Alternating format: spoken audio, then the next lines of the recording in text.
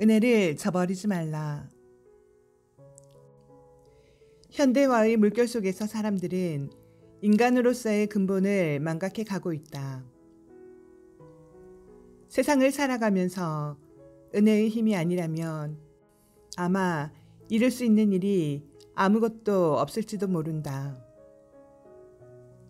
직접적으로는 자신을 낳고 길러주신 부모와 자신이 성장하기까지 돌봐주신 스승을 비롯한 주변 사람들의 도움이 있었을 것이고, 간접적으로는 의식주를 해결할 수 있도록 옷을 만들고 농사를 짓고 집을 짓는 사람들의 도움이 있었을 것이다. 알고 보면 인생은 모든 것이 은혜로 이루어졌다고 해도 과언이 아닐 것이다. 그 중에서도 오직 자식을 위해 자신의 모든 것을 희생하신 부모의 은혜를 빼놓을 수 없을 것이다.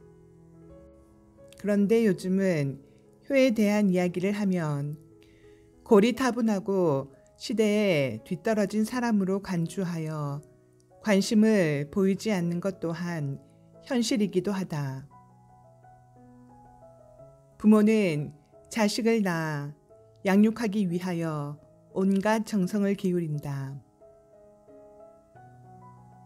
능력이 닿는 한 자식을 남보다 더 잘 되게 하기 위해 자신의 모든 고통을 감내하는 것이 부모이다. 잘났건 못났건 현재 자신이 성장하기까지 삶을 희생하신 부모의 은혜에 보답해야 하는 것은 자식으로서 당연한 도리이다. 그런데 은혜를 망각하여 부모가 능력이 없으면 업신여기고 돈을 주지 않는다고 폭행을 가하고 병들었다고 거들떠보지 않고 심지어는 부모를 내다버리는 무지막지한 일이 심심찮게 일어나고 있다. 이뿐만이 아니라 스승을 해야 하는 하극상이 벌어지기도 하고 심지어는 국방의 의무를 피하기 위하여 국적을 바꾸거나 온갖 불법을 동원하여 국가를 배신하는 것이 우리 시대의 자화상이다. 사람들은 근본을 도외시한 채 비정하고 삭막한 세상을 살아가고 있는 것이다. 상제님께서는 이미 이러한 인간의 상실의 시대를 예고하신 바 있다. 정경에 아버지, 임금, 스승의 은혜를 잊는 것은 무도이다. 세상에는 충, 효, 열이 없다. 이것으로 인해 천하가 모두 병에 걸렸다 라고 하였다. 이렇게 사람들이 인간으로서 당연한 도리인 은혜를 망각하고 외면함으로써 세상은 중병에 걸려 신음하고 있는 것이다. 인간의 모든 도리는 효로부터 시작된다. 그래서 효를 만덕의 근원이요 백행의 원천이라고 하는 것이다. 아무리 과학 문명이 발전하고 시대와 세계 질서가 변한다 하더라도 효의 정신은 변치 않아야 한다. 부모를 공경하는 사람은 남을 미워하거나 업신여기지 않으며 매사에 경고망동하지 않는다. 진실로 효도하고서 어질지 않는 사람이 없고 효도하고서 의롭지 않은 사람이 없으며 효도하고서 예의가 없는 사람이 없다고 한다. 이런 마음을 가지고 형을 섬기면 우애가 되고 친구를 위하면 신의가 되고 아랫사람을 돌보면 인자한 것이 되며 국가를 위한다면 충성이 되고 국민을 다스린다면 사랑이 될 것이다. 이렇게 효도하는 마음이 서게 되면 만 가지 착한 마음이 여기에 따라 저절로 생기는 것이다. 사회 도덕 규범을 정의롭게 세울 수 있는 기본 덕목은 효도인 것이다. 모든 정의가 부모님의 은혜에 보답할 줄 아는 마음으로부터 시작되어야 하는 것은 명백한 사실이다. 우리 도에서는 은혜란 남이 나에게 베풀어 주는 혜택이요 저버림이라 함은 잊고 배반함이니 은혜를 받거든 반드시 갚아야 한다고 정의하고 있다. 또 인간이 살아가면서 입게 되는 다양한 은혜의 형태와 보온을 해야 하는 필연성과 실천 방법에 대해서 구체적으로 언급하고 있다.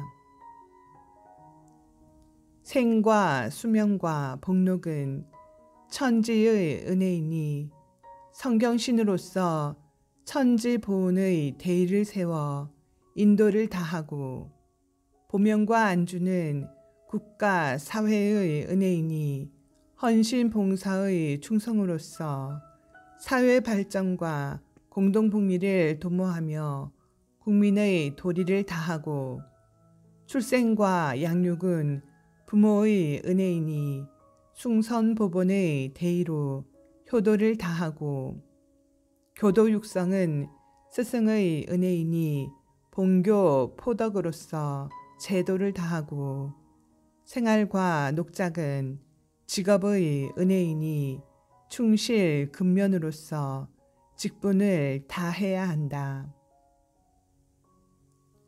이렇게 사람들은 은혜 속에 태어나서 성장하고 사회생활을 하면서 한평생을 지낸다. 인간 개개인의 존재는 별개로 생성되는 것이 아니라 무한한 시간과 공간 속에서 서로 연관되어 있는 은혜 속에 존재한다는 사실이다. 그러므로 사람은 출생으로부터 은이 어린 사회를 떠나서 단 하루라도 삶을 살아갈 수 없는 존재임을 깨달아야 한다.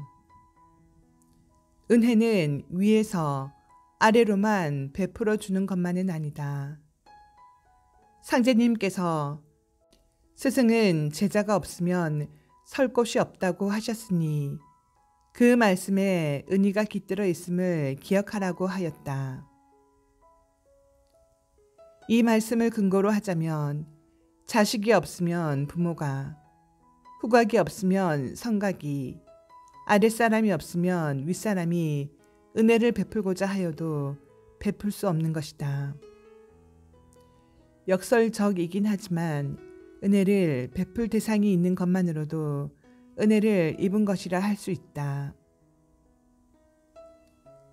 이렇게 인간 사회는 일방적이라기보다는 상호 도움을 주고받으며 살아가는 은혜의 공간인 것이다. 남이 나에게 조금이라도 호의를 베풀어주면 결코 그것을 그냥 지나쳐서는 안 된다.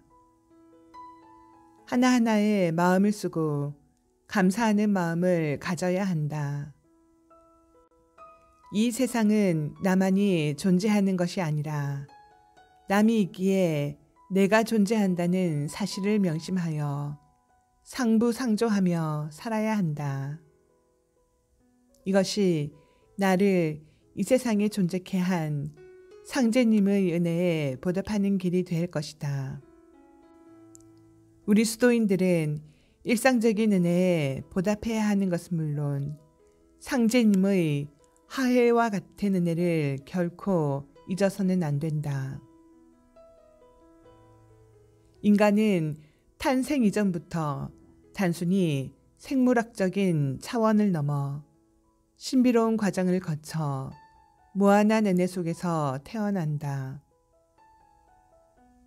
인간의 출생은 부모와 불가분의 관계에 있지만 부모 이전의 근원적인 사실과 긴밀하게 연관되어 있다. 성경에 하늘이 사람을 낼 때 헤아릴 수 없는 공력을 들이나니라. 그러므로 모든 사람의 선령신들은 60년 동안 공에 공을 쌓아 쓸만한 자손 하나를 타내되 그렇게 공을 들여도 자손 하나를 얻지 못하는 선령신들도 많으니라. 이같이 공을 들여 어렵게 태어난 것을 생각할 때 꿈같은 한 세상을 어찌 잠시인들 헛되게 보내리오라고 하였다. 이렇게 인간이란 존재는 자손을 내기 위해 60년간 공력을 쌓은 선령신의 은혜와 상제님의 덕화로 결정되는 것이다. 상제님께서는 인간에게 생명의 기쁨을 주시고 상극과 진멸지경에 빠진 인류를 구제하시어 상생의 터전을 마련해 주시고 또 생로병사의 사슬을 벗겨 지상낙원에서 영생할 수 있는 길을 열어놓으셨다. 인간이 이러한 상제님의 은혜에 보답하는 길은 오직 상제님의 진리를 성심을 다해 실천하는 것뿐이다.